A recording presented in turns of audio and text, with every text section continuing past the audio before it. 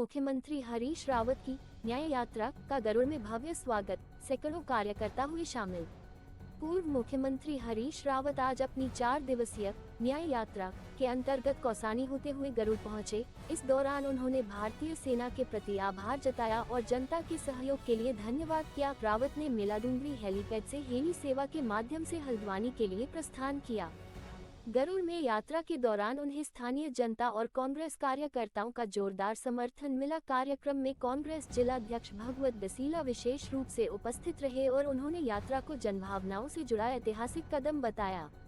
इस अवसर पर अनेक वरिष्ठ कांग्रेस नेता और पदाधिकारी मौजूद रहे, जिनमें पूर्व विधायक ललित फरसवान, पूर्व राज्य मंत्री गोपाल दत्त भट्ट, पूर्व जिला पंचायत अध्यक्ष हरीश अठानी, पूर्व दर्जा राज्य मंत्री राजेंद्र तंगड़िया, पूर्व ब्लॉक प्रमुख भरत फरसवान, पूर्व नगर पालिका अध्यक्ष गीता रावल, प्रकाश राम, प्रकाश कोहली, संजय फरसवान और प्रकाश रावल प्रमुख रूप से शामिल रहे। कार्यक्रम में सैकड़ों की संख्या में कार्यकर्ताओं और स्थानीय नागरिकों ने भाग लिया, जिससे ये साफ हुआ कि हरीश रावत और उनकी न्याय यात्रा को जनता का व्यापक समर्थन प्राप्त है। ये यात्रा क्षेत्रीय मुद्दों और जनहित की आवाज को मजबूती देने का संदेश लेकर आगे बढ़ रही है। मंत्री जी, पूर्व मुख्यमंत्री हरीश रावत जी जनपद बागेश्वर के 4 दिवसीय भ्रमण पर थे और पिथौरागढ़ जनपद में भी गए और न्याय यात्रा माननीय पूर्व मुख्यमंत्री जी की निकली है। जिस प्रकार से इस डबल इंजन की सरकार के दौरान लगातार पूर्व मुख्यमंत्री जी पर जो है आरोप लगाए जाते हैं कि भाई आपने जुम्मे की छुट्टी कर दी और मुस्लिम यूनिवर्सिटी खोलने की बात कही, तो उसको लगातार झूठ का पर्दाफाश करने के लिए जनता के बीच में जा रहे कि आखिर इस 8 साल के कार्यकाल में जो भारतीय जनता पार्टी रही है, उन्होंने अभी तक कोई शासनादेश तो छोड़िए, कहीं पर भी किसी जुम्मे की छुट्टी का कोई ऐलान तक नहीं दिखाया और मुस्लिम यूनिवर्सिटी तो कहीं आज तक हमको धरातल में दिख रही। हाँ, ज़रूर हमको देवप्रयाग में जो पूर्व मुख्यमंत्री जी के द्वारा संस्कृत अंतर्राष्ट्रीय संस्कृत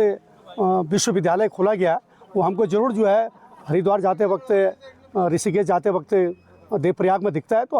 हमको लगता है कि भाई मुख्यमंत्री जी की सोच पहाड़ के प्रति है, पहाड़ के युवाओं के प्रति है और भारतीय जनता पार्टी को आए दिन कोई बयान नहीं मिलते हैं, कोई विचार नहीं मिलते हैं, तो कांग्रेस के ऊपर ये अनर्गल बयानबाजी करती है। आज विकास के मुद्दों को गौण करा जा रहा है, क्षेत्र के कोई विकास के मुद्दे नहीं होते, मात्र जो है हिंदू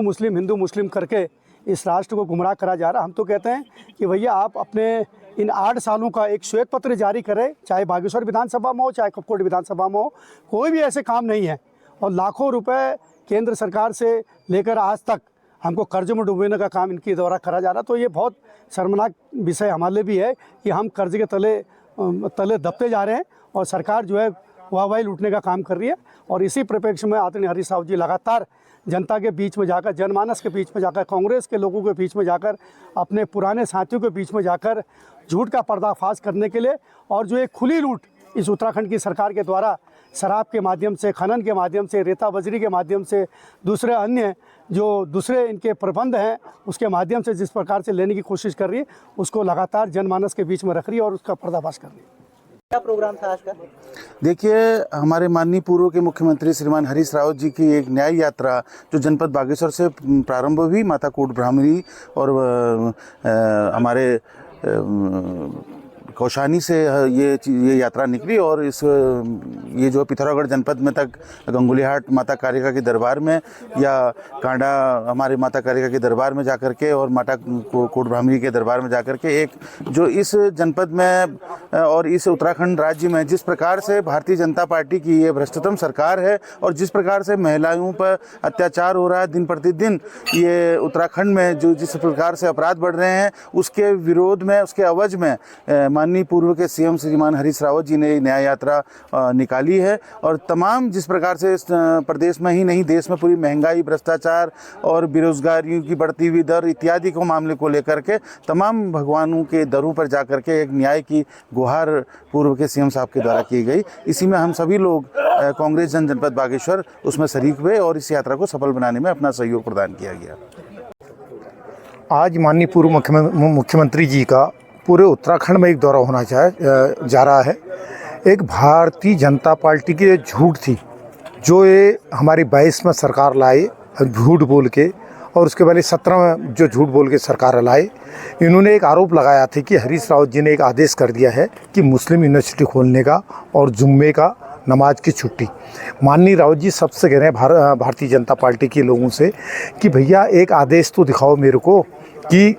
कहाँ ये आदेश है और कब मैंने ये आदेश करा। और आप झूठ की राजनीति करते हो, लूट की राजनीति करते हो, लूट खसोट की राजनीति करते हो, उसके बारे में जनता को सब बताने जा रहे हैं। और अगर उनने एक इनाम भी रखा है, अगर ये आदेश कहीं दिखा देंगे तो 10 लाख रुपये मैं अपनी तरफ से इनाम दूंगा। इस प्रकार की बरगलाने की राजनीति भारतीय जनता पार्टी करती है और उसका पर्दाफाश माननीय हरीश रावत जी पूरे उत्तराखंड में घूम के कर रहे हैं। और लोगों के समझ में आ रहा है कि वास्तव में जो विकास हरीश रावत जी ने किए थे, आज विकास धरातल में बिल्कुल ख़त्म हो चुका है। आप देख रहे होंगे छात्रों की पढ़ाई में कोई व्यवस्था नहीं हो रही है, न टीचर हैं स्कूलों में, न अस्पतालों पर डॉक्टर है, न सड़कों का निर्माण हो रहा। सिर्फ झूठे नारे चल रहे हैं। ये झूठे नारे से सरकार चलने वाली नहीं है, ये झूठ और लूट की सरकार चल रही है। इस सरकार के खिलाफ माननीय रावत जी पूरे प्रदेश में जन जागरण अभियान चलाए हुए हैं।